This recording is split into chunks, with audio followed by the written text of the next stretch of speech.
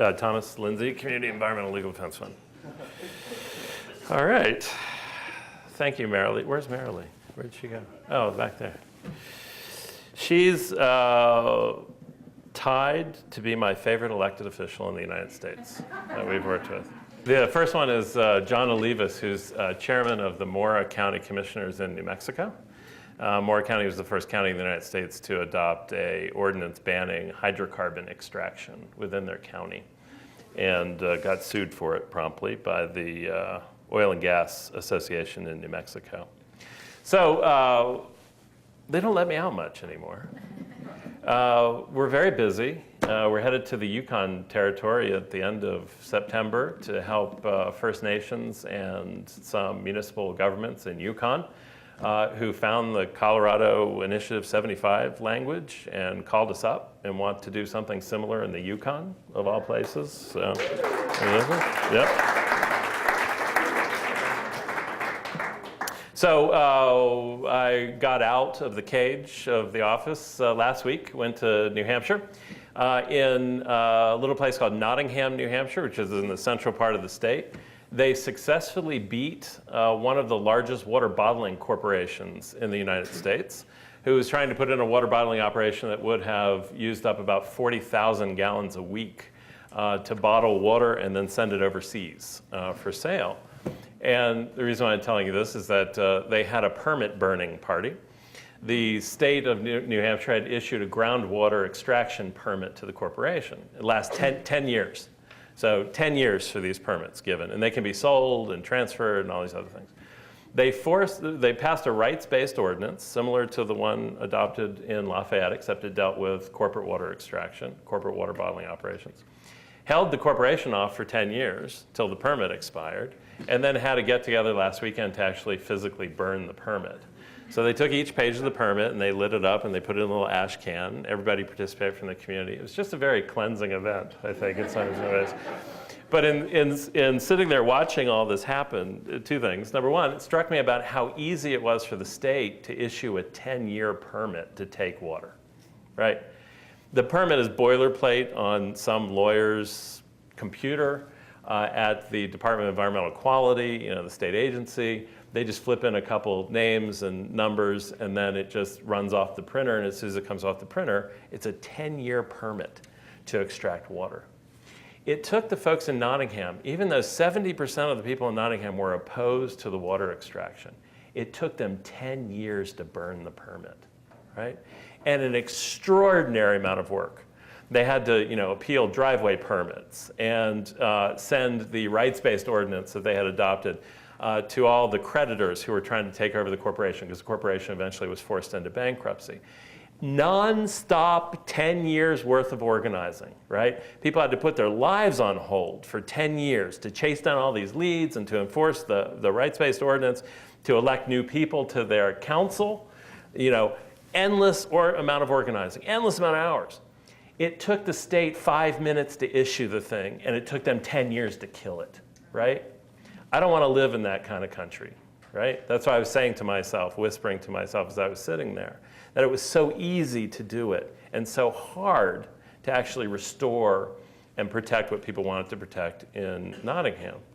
And the other thing that happened was a little funnier than that, because that's pretty dark, but one of good friends of ours got up, one of the key leaders in the fight against the water bottling plant, and he gave a little speech at the beginning before he burned the permit. He said, "I'm proud to be a despicable person." And everybody was like, what's he talking about, right? Well, about a year ago, the lawyers for the Water Bottling Corporation stood in front of bankruptcy court and asked the judge to shield their financial records and everything else that the corporation had from the people in Nottingham who were taking the information and sending the rights-based ordinance out to corporations that were trying to buy or come out of bankruptcy. And the lawyer pointed to them in open court, and he said, "These are despicable people," right? And so this guy stood up and said, "I'm happy to be a despicable person." I went up and gave a talk, and I said, "I'm happy to be with despicable people." Just this afternoon, we had a meeting of the Community Rights Network of Colorado, Colorado Community Rights Network, which I'm going to talk about later. And I'm proud to be with despicable people as well, because we had 60 or 70 despicable people in the room. So I talked about how busy we are. Everybody's busy, but we're busier now than we've been in the last 12 years. And the reason is that everything's pretty much fucked, right? From top to bottom. We know it. The political system is cooked. The regulatory process is cooked. Basically, remedies that we would normally exercise to protect our communities are pretty much cooked. People are starting to understand that, finally. In the beginning when we were doing this work, it was really difficult to have a conversation about that because people said, well, we're activists and we appeal permits and we beg and plead our congressman to do X, and we buy Priuses and we replace our light bulbs and we do all those good things that people are supposed to do. We don't understand disobedience, or we don't understand when things don't work through those existing outlets that have been provided. And finally, as things get worse, people have begun to understand more and more about how the system is tanked and why we need to actually create a new one, which is what I'm here to talk about tonight. So we didn't start way back in 1995 with getting on a plane to Nepal and helping the Nepalese folks out with a new constitution, or to Ecuador and helping them out with a new constitution, or even traveling to Colorado to help folks draft ordinances and go through legal processes. We actually started out back in 1995 in law school in central Pennsylvania, with communities coming to us asking for help in fighting projects that they didn't want in their community. So toxic waste incinerators and factory farms and land-applied sewage sludge and regular landfills and all kinds of stuff that comes into communities on a daily basis that people don't want. They were coming to us, weirdly, as we were law students. And they were coming to us because legal services today are outrageously and prohibitively expensive. Some of my environmental law colleagues, my peers, charge upwards of $2,000 an hour to assist community organizations. So if you're a small community organization in rural Pennsylvania, you can't afford $2,000 an hour, barely have 2 dimes to rub together, or quarters to rub together. And people say, oh, well, there are pro bono lawyers out there, environmental interest pro bono lawyers. Well, the numbers today are almost the same as when I graduated, which is there's only 200 full-time public interest environmental lawyers in the United States today, 200. And so going through law school, we were taught at least that the problem was not the laws themselves. After all, my environmental law professors would tout that we have the best environmental laws in the world. So the laws aren't the problem, then what's the problem? Well, they would say that we don't have enough enforcement of those laws, or not enough people care about the natural environment, so they're not using those laws. But the problem isn't the laws themselves, the problem is actually people don't have the resources to exercise those laws. And so when we graduated from law school, we decided to create the Community Environmental Legal Defense Fund, which is the organization I work for. The purpose of CELDEF back then was quite simple, because we thought it was a simple problem, which was to provide lawyers to community groups. After all, if community groups can't afford lawyers, the solution is to provide lawyers to community groups. If the laws aren't the problem, and the problem is not enough people are using the system or don't have the resources to use the system, then we need to provide them people to actually use the system better. And so the Legal Defense Fund dedicated ourselves to providing free legal services to these community organizations. And as you can imagine, if you hold out your shingle and it says free legal services, in an environment in which legal services cost a couple $1,000s an hour, that the office quickly filled up. People lined up around the corner like it was concert ticket time, and our phone rang off the hook. And eventually, about a year or two out of law school, we had over 300 organizational clients across the state of Pennsylvania. And these were folks fighting every conceivable type of project, from chip mills to tire cookers and incinerators and all those types of things. And the calls into our office would always start the same way. We would get a call from a community organization, call into the office, and they would say, we're from XYZ in rural Pennsylvania.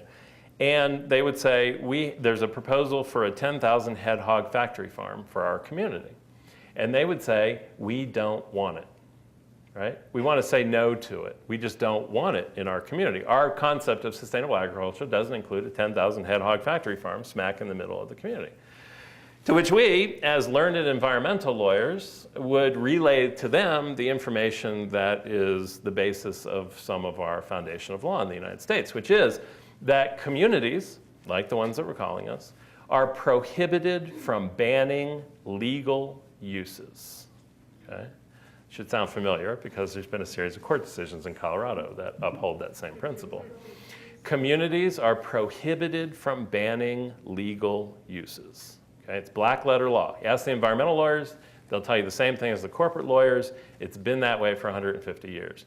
So communities are banned from prohibiting illegal uses. What's illegal use? Well, it's anything the state deems to be illegal use. When you have a permit issued and a regulatory agency that issues permits, the permits get issued, it becomes a legal use under the law. That's how it's defined as a legal use. What are some legal uses? Well, low-level radioactive waste sites, legal use. Fracking, legal use. Oil and gas extraction, legal use. You name it, pretty much everything has been defined as a legal use by the courts or by the regulatory agencies through the issuances of permits. So communities are banned from prohibiting a legal use. It's black letter law. And usually when I give these talks, somebody says, that's not true. We have zoning ordinances. And zoning ordinances, we have land use stuff, and we can ban legal uses. Well, not quite. Zoning ordinances were put in place to actually separate out incompatible land uses from each other. So you have commercial, you have industrial, you have residential. But if you attempt to use zoning ordinances to actually ban a legal use, the next thing you're looking at is a corporation filing a lawsuit against your municipality for violating the corporation's constitutional rights. Okay, we're going to get to that concept next. But that's how the law is set up. Essentially, you have to decide which area of your municipality you're going to sacrifice under the zoning ordinance, because you have to allow the legal use into some part of the municipality. That's how the law functions. So when we were on the phone with the community groups, we would relay this to the community organizations, and they would say, oh, well, that really sucks, right? So what can we do? And we said, we're so happy you asked, because that's what we specialize in, right? We said for that factory farm to go in that community where you're calling from, they need a permit, right? They need a permit issued by the Department of Environmental Protection that certifies, in this case, that they would not be putting too much liquid manure on every acre of ground that they were actually planning to put in at the factory farm. And we said, we as your lawyers, we can go in and argue that the permit never should have been issued, that it was issued wrongly by the agency, because that's what environmental law is today. It's actually about going in, taking the regulations themselves, taking the corporate permit application, and then figuring out if there's an inconsistency, a discretion, an omission, something's missing, those types of things between the two. That's what environmental law is today. Almost 100% of it is that. And so we would tell the community group, we're happy to do that, happy to come in, look at the permit, compare the regulatory stuff with the permit stuff, and then appeal the permit for you. And so they'd retain us, and we would go into court. And we were in court. After going through the regulations and the corporate permit application, that kind of things, we would find arguments. Like, for example, corporate permit applications in Pennsylvania dealing with landfills, you have to post a certain bond, a financial bond of a certain amount to fix the roads if the roads get screwed up by the trucks coming in and out of the facility. It's kind of common sense. We would find permit applications that didn't have the correct bond amount. Certain applications had to be signed by the president of the corporation that was submitting the application. And we would find out, lo and behold, only the secretary signed the application, okay? Or that there needed to be a study appended to the application, but the study was old. So it was 20 years old, they needed to do a new one, et cetera, et cetera. So we would end up in a room arguing with an administrative law judge.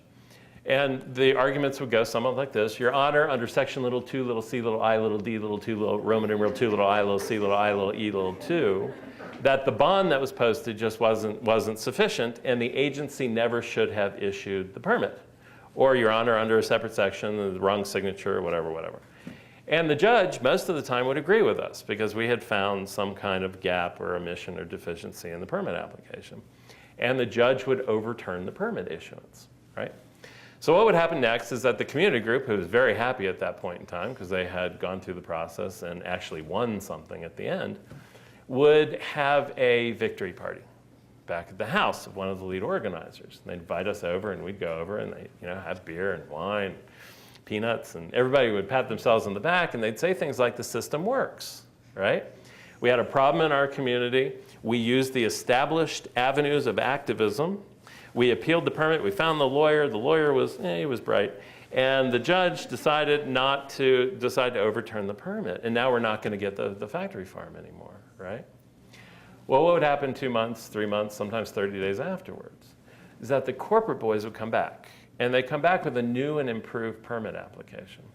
And what was funny to me this whole time that we were doing this section of the work was that I had lawyers from companies like the Waste Management Corporation, big time lawyers, big firms, right?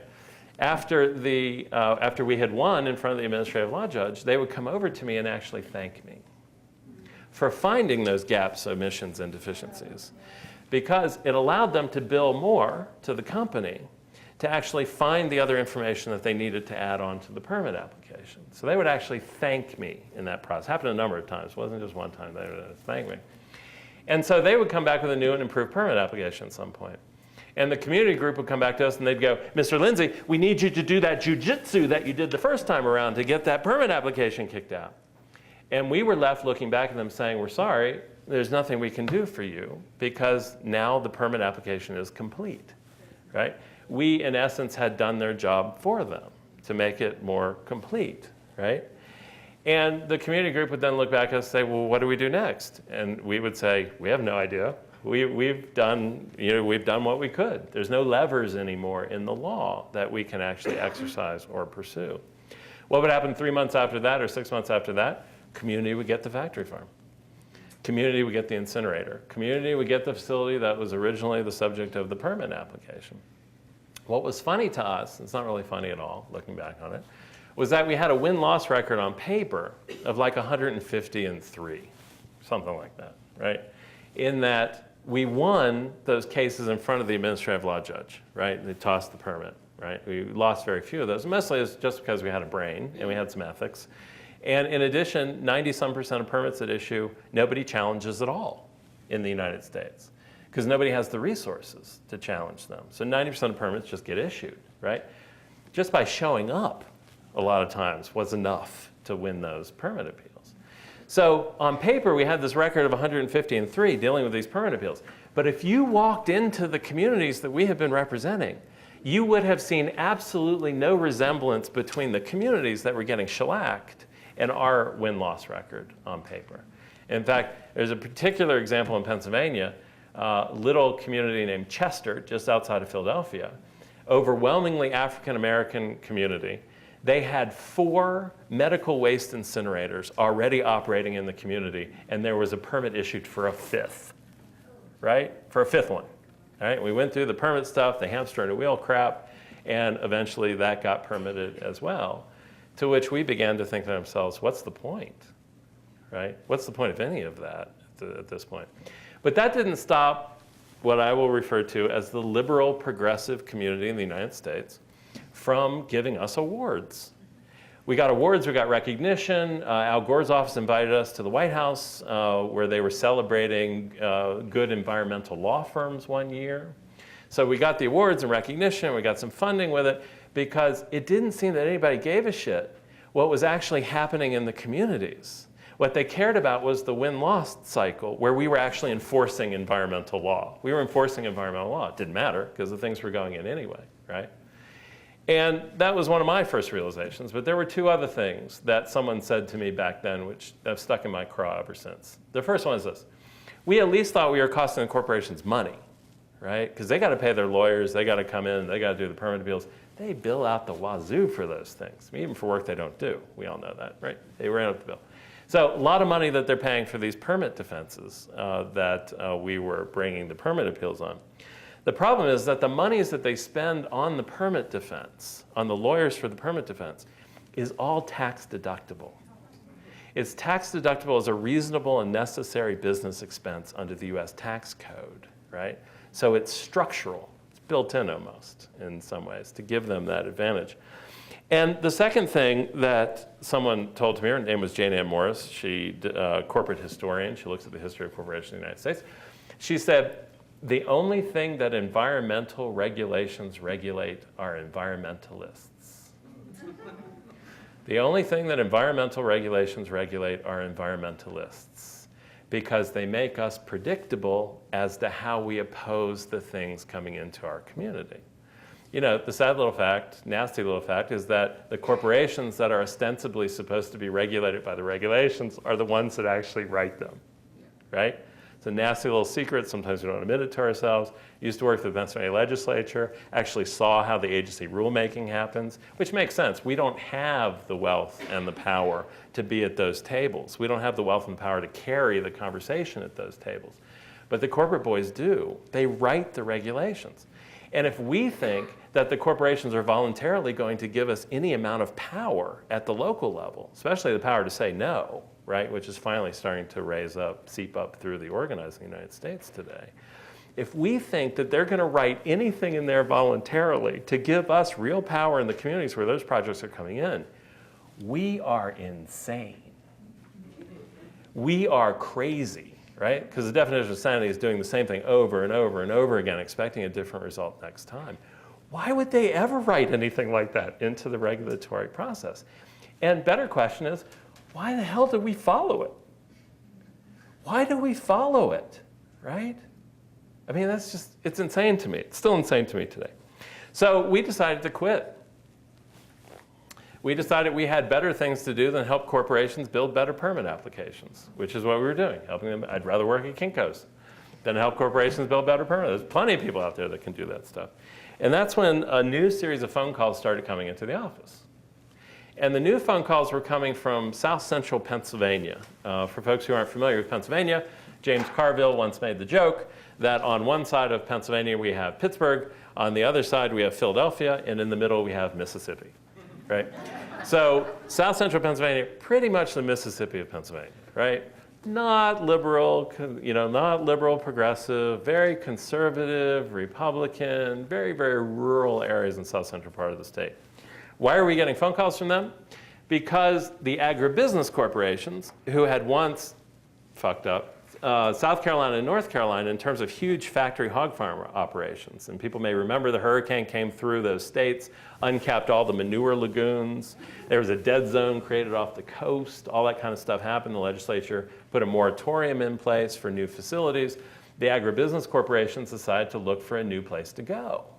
And the place they decided to come was South Central Pennsylvania. They wanted to put their stuff in South Central Pennsylvania, but they had a problem. And the problem was about 300 local governments, some of the smallest local governments you can imagine, 300, 400 people in these places, had passed a series of regulations making it too expensive to dispose of liquid hog manure in their municipalities.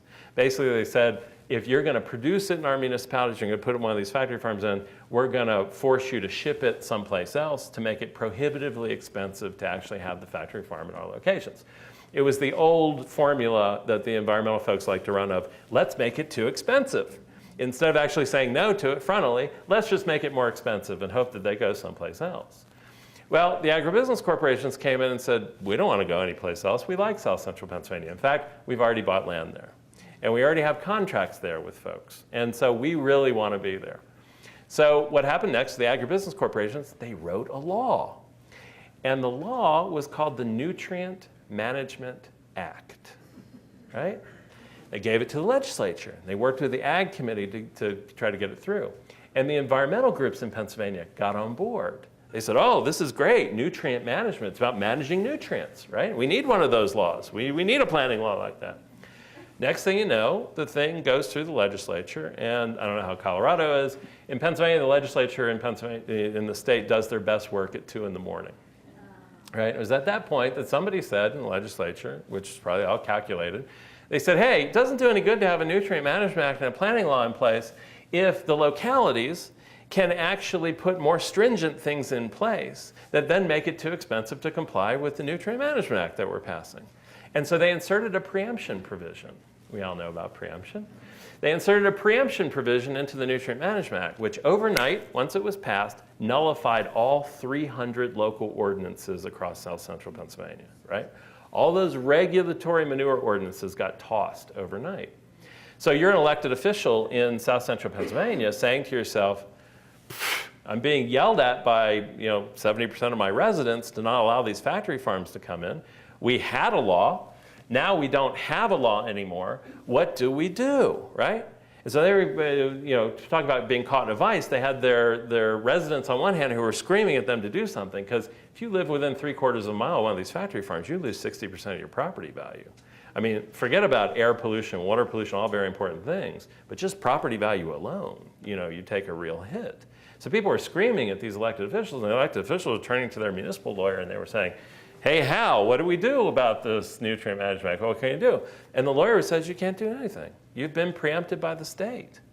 To which some of the elected officials said, well, that's pretty shitty, Hal. Why don't you give me a new opinion, something different that I can work with, right? And the supervisors, the elected officials, because they didn't have any other place to go, called us. And they said, we want to do something here to stop these factory farms from coming in.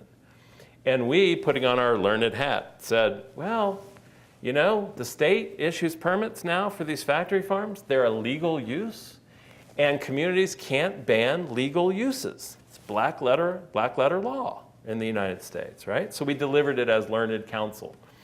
And the phone calls at that point in time started to change from the ones that happened before, because the person on the other end of the line then started asking a really, really tough question. It wasn't very complex, but it was very tough. And the question was, why? Why is the law that way, right? And so we would say, well, the law is that way because if you try to ban it and it's a legal use, that the corporation that's affected by your ban can come in and sue you. And the corporation can sue you for violating their constitutional rights, because corporations have constitutional rights in the United States as persons under the law. They have the same rights as you, right, as a natural person. So Walmart Corporation has the same First Amendment free speech rights, Fourth Amendment unreasonable search and seizure rights, Fifth Amendment due process rights, 14th Amendment due process equal protection rights, Fifth Amendment takings rights. I mean, all those constitutional rights have now accrued to the corporate form. So we would say, well, corporations have rights, and they can sue you because the permit that's given by the state is treated by the law as property. It's property. It has a value. The permit itself has value. It can be sold and bought, all kinds transferred. It has value. Under the Fifth Amendment, you can't take property without compensating the entity whose property has been taken. It's called the takings clause. Corporations use it all the time. They sue municipalities and say, you've taken my property, you owe me money. And because the municipality doesn't have money to pay the corporation, the municipality usually rescinds whatever they've passed, the ordinance or the decision or whatever they put in place. Welcome to democracy in America. So we would explain that to these folks who would say, well, that's the situation, you get sued because corporations have constitutional rights. And get silent on the other end of the line for a couple minutes, a couple seconds, and then the other end of the line would say, why? And we would say, well, it goes back to the 1840s, 1850s. Corporations were given constitutional rights by the US Supreme Court, and the other federal courts recognized that corporations were persons under the law, and that's where their rights come from. And then the other line of voice on the other end of the phone would say, why?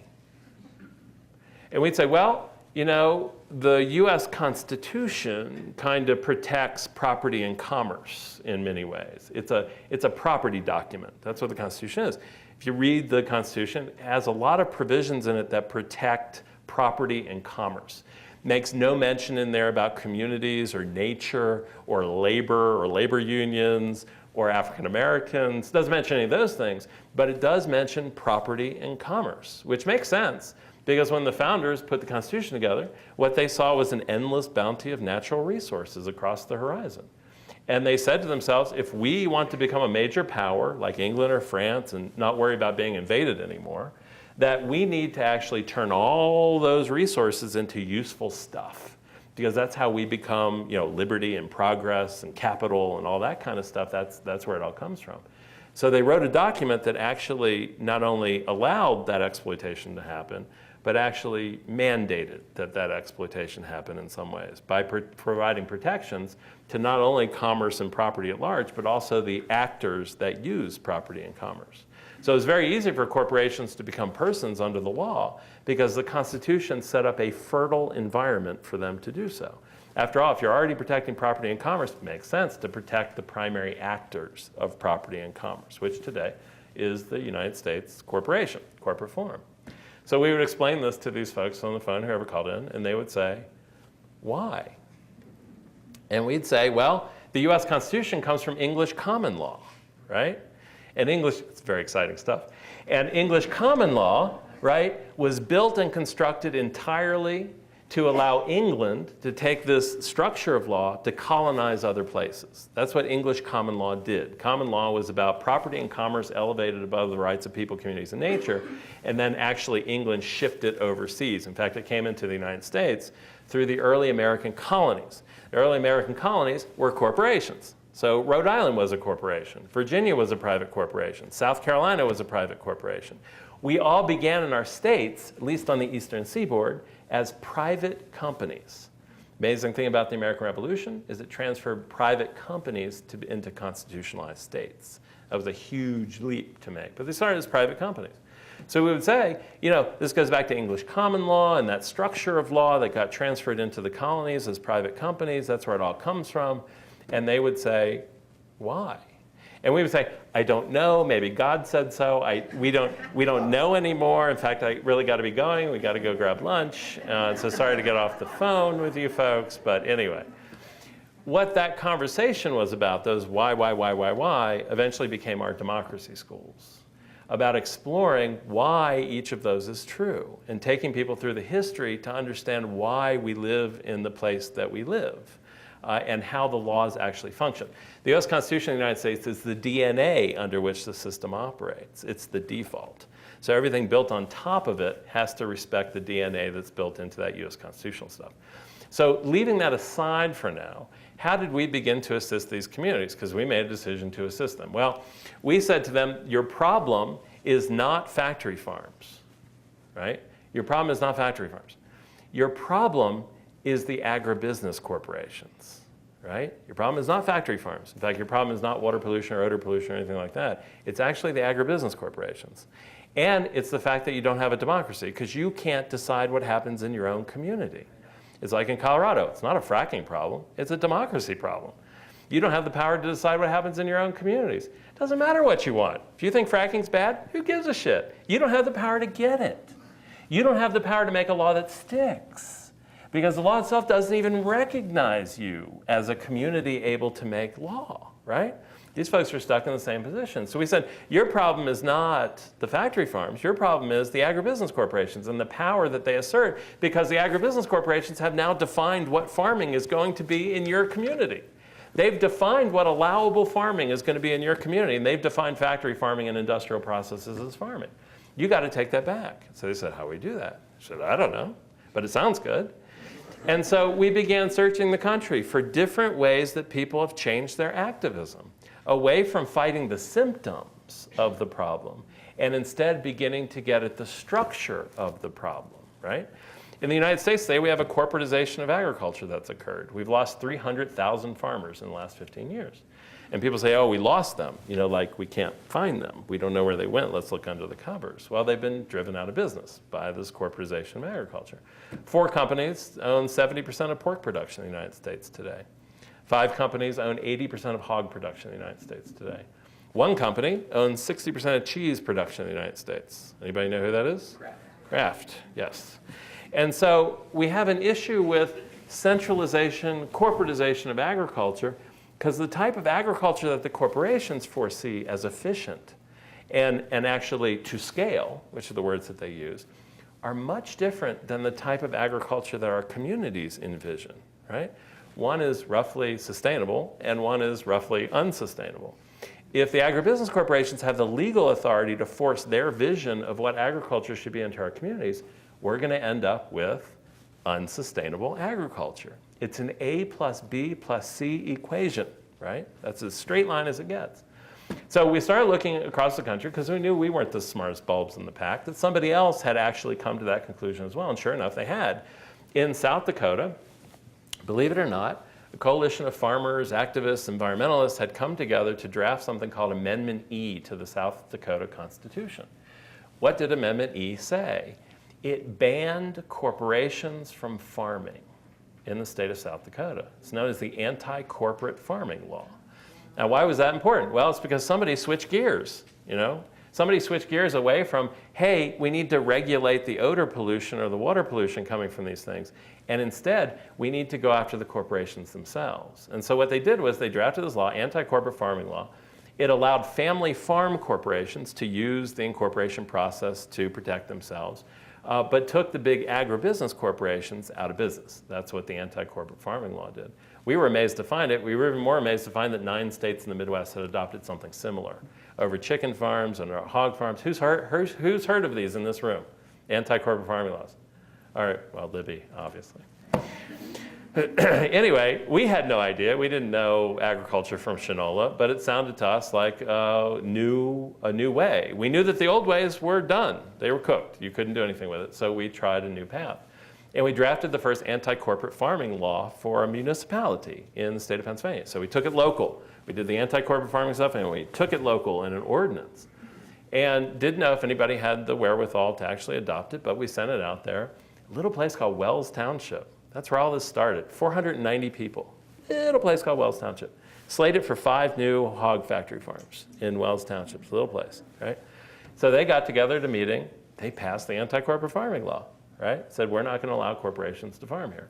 The agribusiness corporation said, if you don't want us, we're going to go someplace that will. And they moved next door, right? But they actually moved their facilities. They moved their plans for the facilities out of Wells Township into areas next door. So we chased them next door. And we started working with municipalities to start within that county to actually make more and more ground off limits through these anti-corporate farming laws. Anti-corporate farming laws then spread across Pennsylvania until there were about a dozen of them in north central PA, south central PA, eastern PA, western Pennsylvania. There were very early versions of the Lafayette rights-based ordinance, for example, and the other ones that have been passed. So when you talk about Lafayette, you know, you owe your existence to a little place called Wells Township and a chairman named Kevin Bricker, who I think never graduated from high school. And so that's where it all started, this little revolt in Pennsylvania. What happened next was we were basically keeping busy with trying to get this stuff out to people and talk with them and explain to them the issues. That we had a problem with land-applied sewage sludge in Pennsylvania. Sewage sludge, not a good issue to talk about before dinner. It's okay to talk about it after dinner. Sewage sludge is anything that goes into a centralized sewage treatment plant. The brain surgeons that we had regulating sewage sludge back in the 1970s decided it was a good idea to truck or pipe all of our sewage sludge and dump it off the coast of New Jersey.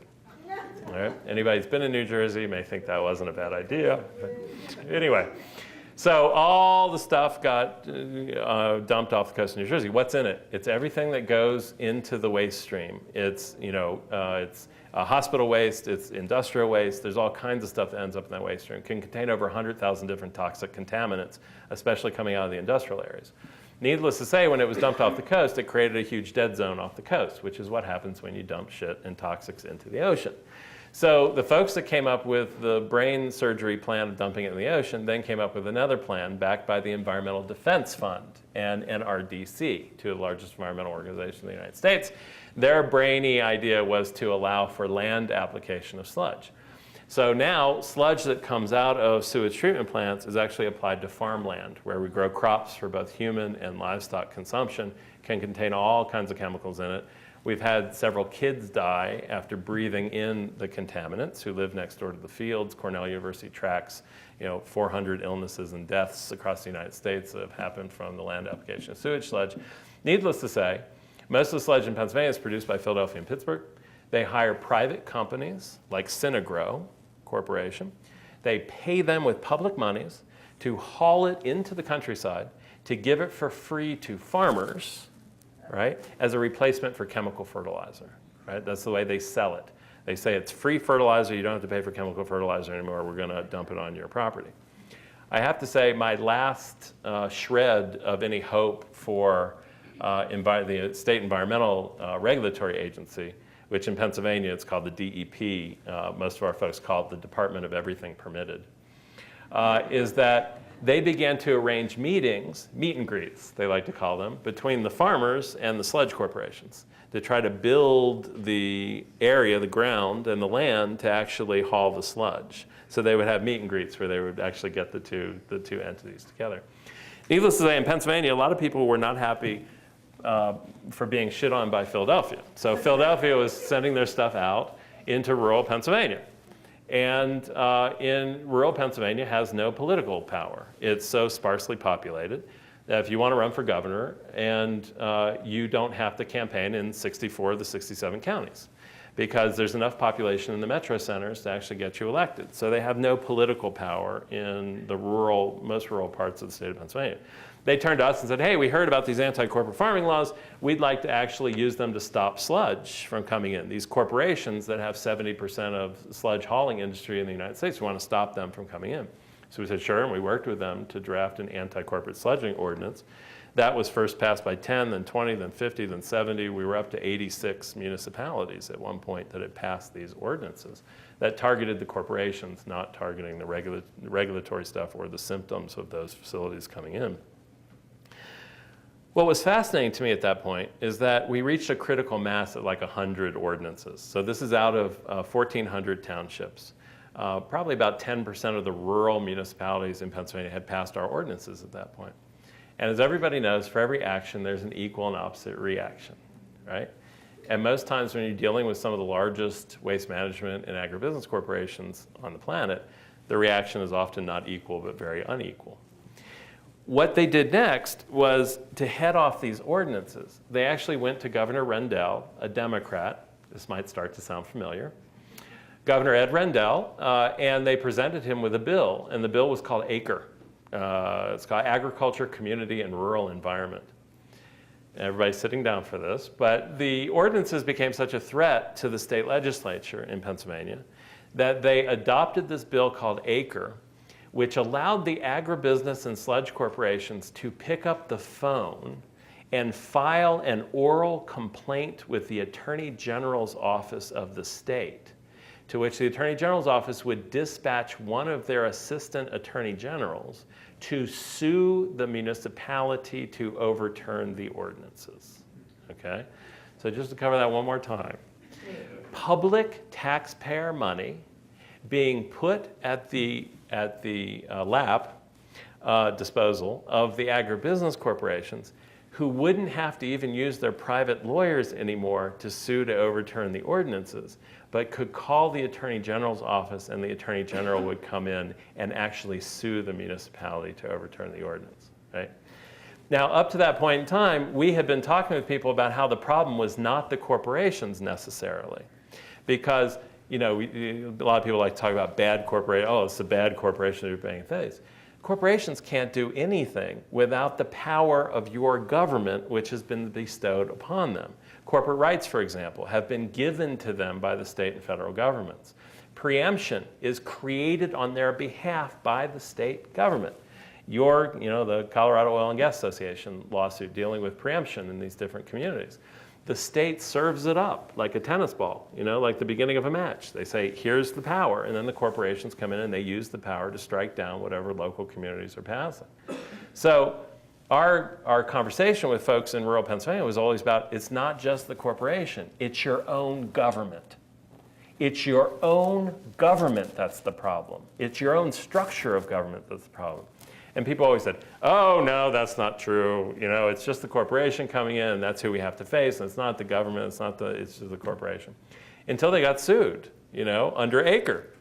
You had assistant attorney generals showing up at municipal buildings, right? Making speeches saying, if you don't repeal this ordinance, the state is going to sue you. It's not going to be Waste Management Corporation versus the municipality. It's going to be the state of Pennsylvania versus the municipality, using your taxpayer monies to sue yourself, right? That's the situation in Pennsylvania.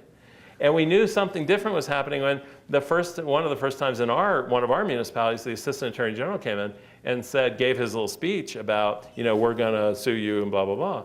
That the women in the community, which made up the citizens group who had passed an anti-sludge ordinance in the municipality, actually physically went up to him, grabbed one arm on either side, and escorted him out of the building, right?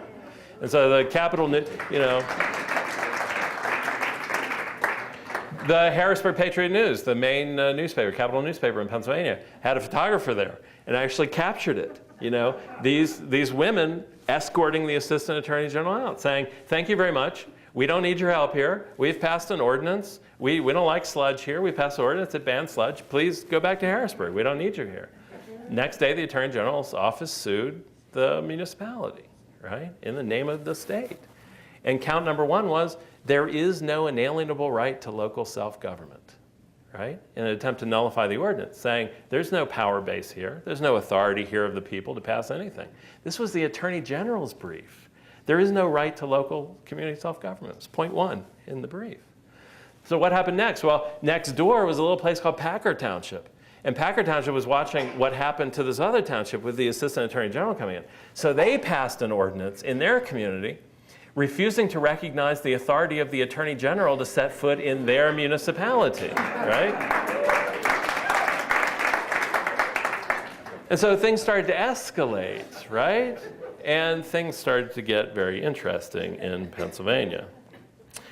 As the work in Pennsylvania began to churn out, began to accelerate and expand and duplicate and replicate, people talking about different things and talking about corporations, we had a community that said to us, well, if the issue is corporations and corporate rights, in other words, we can pass these ordinances all we want, but we're going to get sued by either the state or the private corporation for violating their rights, we need to actually start doing something about that. And we were like, well, yeah, but what are you going to do about that, right? It's one thing to take the pig by the tail, pull the tail a little bit. It's a whole other thing to start talking about, rights and powers that are embedded in the system. Who are you at the local level to take those on, kind of thing? And they said, would you help us? And we said, with what? And they said, we want to draft an ordinance that refuses to recognize corporate constitutional rights within our municipality, right? First reaction from us is, you can't do that, right? It's the same reaction you get from people here sometimes. You can't do that. You can't pass that. Well, we went back to the office and we drafted it up. It's called the Corporate Rights Elimination Ordinance, right? We didn't know if the rebellion had reached a state where people were willing to actually engage in something like that. But sure enough, little community in Clarion County, just above Pittsburgh, had a meeting, had a discussion, had people testify about the power of corporations in their community. It's a community of 600 people, not liberal progressive, by the way, much different, and passed that ordinance unanimously, becoming the first community in the United States to refuse to recognize corporate constitutional rights within their municipality. A week later, the community next door did the same. And then those ordinances started to travel throughout the state. And then people started questioning preemption. How democratic is preemption, right? You're pulling decision-making power away from a larger number of hands to a smaller number of hands located somewhere distant from the community that's affected by the decision that's being made. How democratic is preemption on the front, right? And so that started to get mixed into the ordinances as well. This open, direct, frontal confrontation of legal doctrines that have basically been accepted by the legal profession for the last 150 years, that these folks in rural Pennsylvania, some without a high school education, most who drive road crews for a living to clear the roads in the wintertime and patch the roads in the summertime, these folks had the gall to actually think that they could begin to take on those fundamental legal doctrines that exist in this country. Not because they said, hey, next Wednesday we'd like to pick a fight with the largest corporations on the planet, but because they said, we can't stop sludge or factory farms from coming into our communities unless we deal with those doctrines. Because if you try to deal with the issue itself, those doctrines come back to bite you. You actually have to take them out. And change in that respect, which I'm going to get to in a minute, does not come from writing letters to Congress, right? We laugh about that, but dear Congressman Polis, dear Jared, is that his name? Yeah. We would so like for you to strip corporations of constitutional rights in the United States. And we'd like that happen next week because we're thinking about putting an ordinance in place today, right? We write letters to Congress, we do all the traditional activist stuff that we do, but we know in our hearts that this kind of change, this is radical, paradigm-shifting, structural change, is not going to come from the existing political institutions. It's only going to come from below. And we only have so many examples of that happening in the United States over the past 150 years. You got the populist farmers in the late 1800s, you got the suffragists, you got the abolitionists, you got the civil rights movement, you got the American Revolution. I mean, that's basically about it in terms of the type of wholesale structural change that we're talking about. And that's pretty scary. But the one lesson that comes out of all those places is that it comes from the grassroots. And it comes from people who are unwilling to obey a system of law that guarantees that they get harmed, right?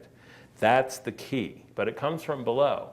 All of our activism pretty much in the environmental circles and the traditional labor circles and everything else is all about activism up here. It's all about begging and pleading someone to do something at these levels for us, which we in our heart of hearts, I think, know is not going to happen. There's a great quote from a guy named Derek Jensen. And Derek Jensen is an author in the Pacific Northwest. He writes about how we're destroying nature, and in destroying nature, in many ways we're destroying ourselves. I mean, that's the kind of stuff that he writes. And he likes to take on the people that say, well, all we have to do is change ourselves. This is all about personal change, not necessarily political change. We just have to change the way we live, and we have to change the light bulbs we use and buy Priuses and do the personal change stuff. He said that's like the French resistance fighters vowing to stop Hitler by composting. Right? Right.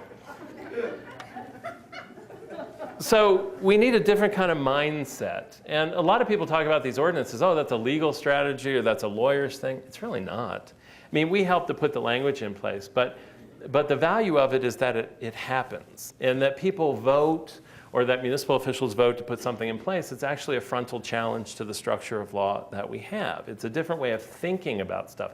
The ordinances are just ink on paper. It's just the indication that something different is happening up here in a majority of people within a particular community. That's what the ordinances are. That's what the charter amendments are. That's what all that stuff is, just an indication. That indication, that change in psyche about making our activism commensurate with the problems that we face today, actually changing our activism to make it commensurate with the problems we face today, is something that's starting to sweep. And I couldn't make that statement 3 years ago, but it's starting to actually catch like an infectious disease as it goes across the country. In New Hampshire, they're working now to, of course, stop the water bottling operations, but they're also working to stop things like east-west highways. They're stopping power lines that are dropping down through the rural part of New Hampshire. In Ohio, they're working to stop fracking. There's a couple of fracking initiatives on the ballot this November. Those communities are starting to freak the Ohio legislature out, which passed a new preemptive bill last year to specifically stop those communities from passing those types of ordinances.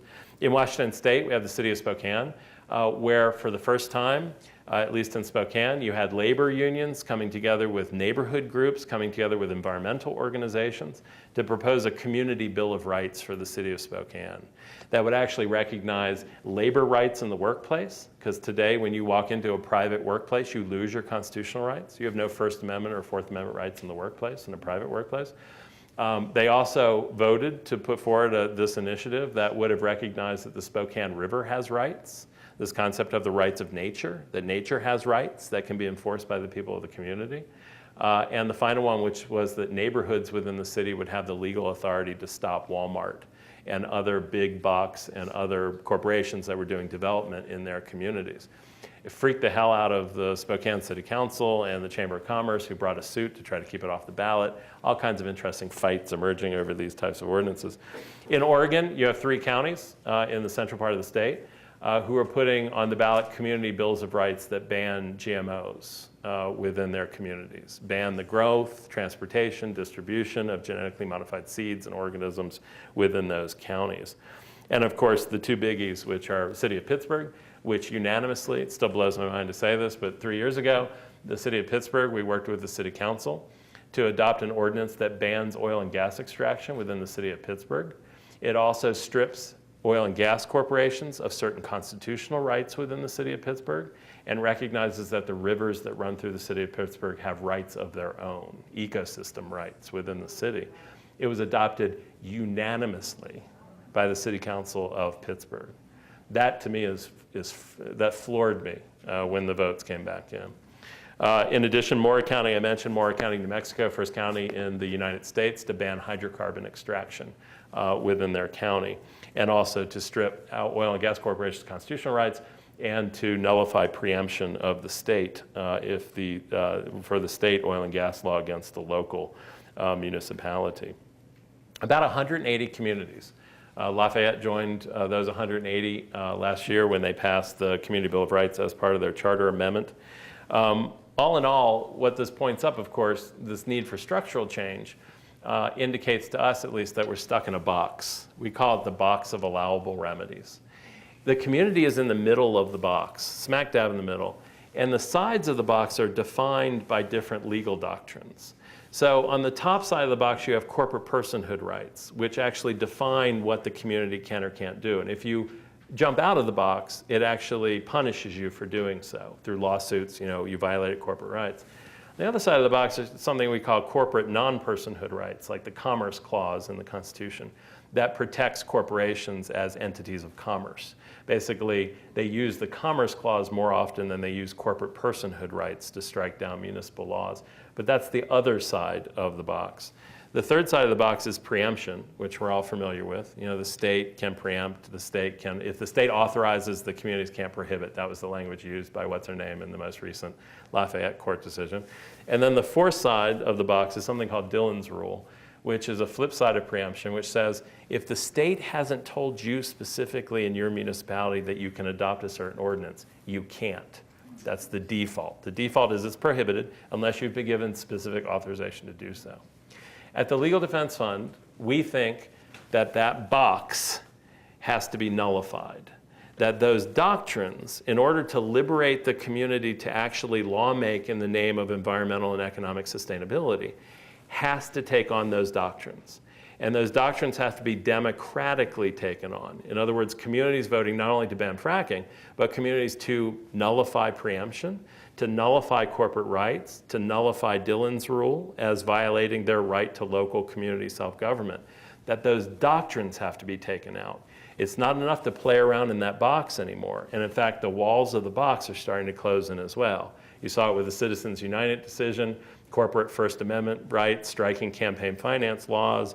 You saw it in Hobby Lobby, where they found that corporations could have religious convictions that would allow them to strike down a law. Those walls are continuing to close in. And so playing within the box anymore, it doesn't look that attractive to a lot of people because there's so little that you can get out of that box at this point. Our suggestion is to explode the box, right? To frontally, directly call it out, and then actually disobey it. Because we think that the only change that has made any difference in this country is really that civil disobedience, when people stop obeying the law. We don't think that there's anything more powerful or powerful enough to make the change that we need other than that. A lot of people have said, when they look at our ordinances and the local laws and legal enactments, they say, what's the point, right? Because you're going to pass it, and then the courts are going to come in, the corporation's going to get the courts to come in and overturn it. And the answer is, so few people in this country actually understand how the system actually functions, right? We didn't. For the 9 or 10 years that we practiced conventional environmental law, I had no idea how the system functioned. And I was a lawyer, had supposedly gone through the good law school and knew the business. But very few people understand how the system actually operates. You have no rights within your municipality at all. In other words, the system of law doesn't recognize you as a resident of your municipality as a governing institution. Your municipality is seen as a creature of the state, that the state created it and the state can control it, the state can abolish it. Tomorrow, if the state decided to abolish the municipal corporation that is Lafayette, they have the power to do so. It's what started to happen in Michigan with the bankruptcy receiver that came in and started talking about eliminating municipalities. Your municipal corporation can be eliminated at will. It can be taken away at will because it's a creature of the state as seen under the law. That's pretty terrifying to people. Folks may not believe me, but even the author of the rule called Dillon's Rule said it's not even necessary that your elected officials be elected. If the state chose to appoint your officials within your municipality, it's within their power to do so. You are a wholly held subsidiary of the state. And it was funny, when we went through this in one of the democracy schools that we did for First Nations peoples. We had some white folks in the democracy school, we had the First Nations, indigenous people. And one of the First Nations women put up her hand and she said, I feel really bad. And we said, what do you mean? She goes, I feel bad for the white people. And I said, why is that? She goes, because at least we know we live on a reservation. It's like, all right, let's do something with that. So one of the other thing that we get, and I'm going to finish up with this, is that, we have a reputation of not playing nice with other groups sometimes, with established traditional environmental organizations, less so with labor groups, because labor groups are a lot more confrontational than the environmental organizations have become. I still have a lot of peers and colleagues in other environmental groups. Some of the major environmental organizations were litigating the Moore County case with someone from the New Mexico Environmental Law Center, and so the NRDC is starting to work with us a little bit, but it's only by coming onto our turf, understanding that the community rights stuff is something that they need to actually invest time and energy in. We hear it a lot that this work is too much too soon.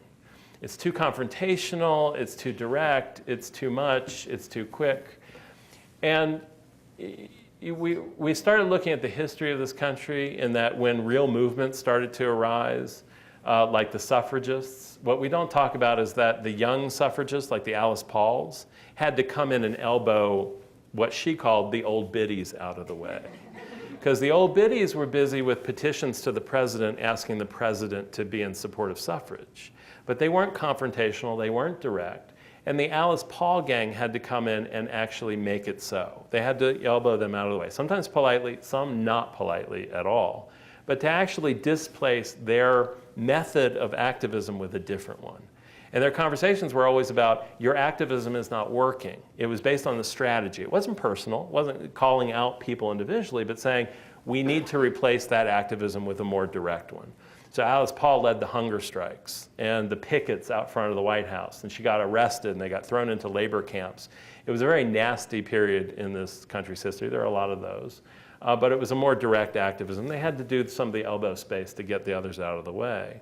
The abolitionists had to do the same thing. William Lloyd Garrison, one of the leading abolitionists, at the time of the rise of the abolitionists themselves, you had a group called the American Colonization Society, called the ACS. It was the leading anti-slavery group in the United States. What was the plan of the ACS? Raise money and send freed African Americans to Liberia. Because they said, we can't integrate them here because they're not really people, but we're willing to pay for them to move to Liberia and other colonies.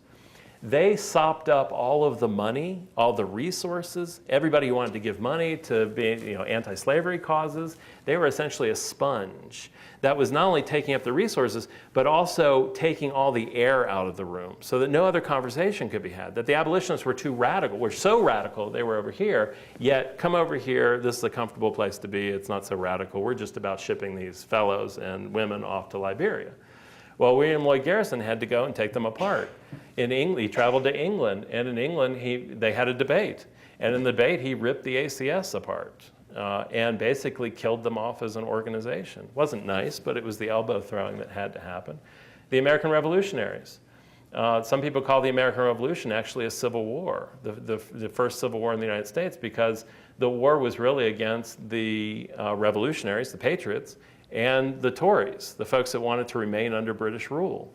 And so the two went at each other in lots and lots of fora. When the British came in, it was really to support the Tories, to actually support and protect them within the United States. All kinds of elbows, all kinds of guns, all kinds of violence, because stuff had to be moved out of the way. It was the difference between effective activism and ineffective activism. So today we have a lot of ineffective groups.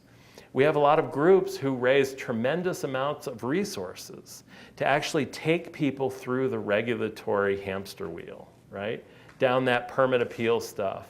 And direct your dollars here, or sign a petition here, or write a letter to your congressman here. It's all you hear when it comes to traditional environmental activism. We have to be nice, but we have to be firm.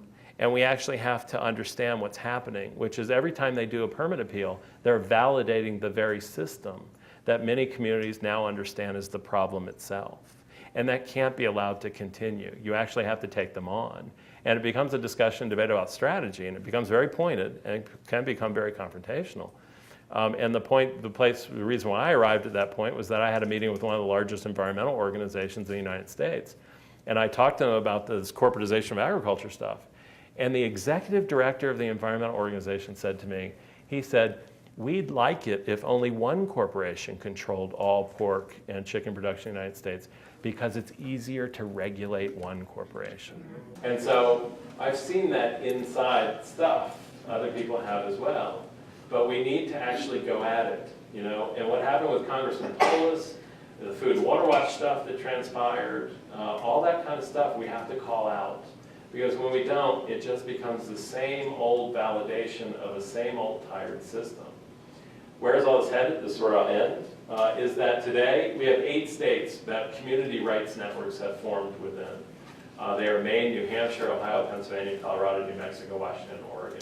Those states are now working on state constitutional change stuff with an understanding, like the Colorado Community Rights Network, which its assembly met today, whose meeting we were at, that these doctrines need to first be pulled out at the state level.